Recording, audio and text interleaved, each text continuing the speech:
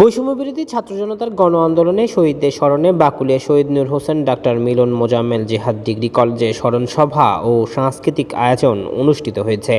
বৃহস্পতিবার সকালে বাকুলিয়া শহীদ NMMJ degree college হলে এই সভা অনুষ্ঠিত হয়। প্রধান অতিথির বক্তব্যে বিশিষ্ট শিক্ষাবিদ ও রাজনীতিবিদ, বাংলাদেশ জাতীয়তাবাদী দল বিএনপির কেন্দ্রীয় নির্বাহী কমিটির সদস্য আলহাজ মাহমুদ শামসুল আলম বলেন, স্বৈরাচারী সরকার পতনের লড়াইয়ে বিএনপি অগ্রপথিক হিসেবে ছিল। ছাত্র জনতার আন্দোলনে একসাথে হাসিনাকে পতন ঘটানো হয়েছে।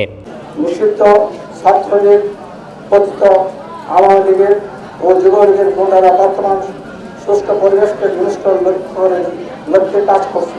এ বিষয়ে আমাদেরকে সতর্ক থাকতে হবে। দেশ নেত্রী বেগম খালেদা জিয়া ও দেশ নায়ক তারেক জিয়ার নির্দেশে লক্ষ লক্ষ নেতাকর্মী বিপ্লব পরবর্তী দেশের শান্তি শৃঙ্খলা প্রতিষ্ঠান আইন শৃঙ্খলা বাহিনীকে সহযোগিতার সহিত এলাকায় এলাকায় স্বেচ্ছাসেবকের ভূমিকা পালন করে যাচ্ছে।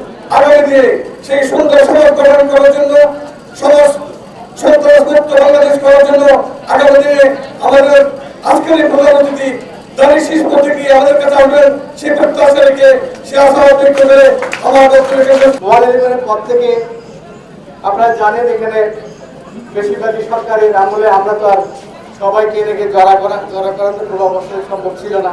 আমরা ছিলাম পাকিস্তানি শাসনে। ইভেন আমাদের কর্তৃপক্ষ যারা আমাদেরকে রক্ষা করবে তারাও আমাদের বেশিরভাগই।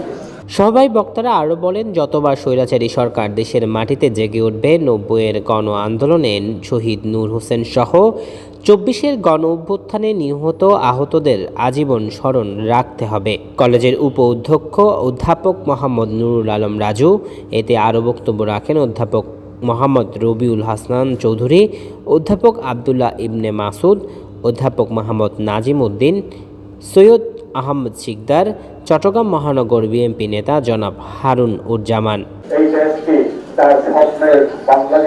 জুলকারনাইন, দৈনিক আজাদী।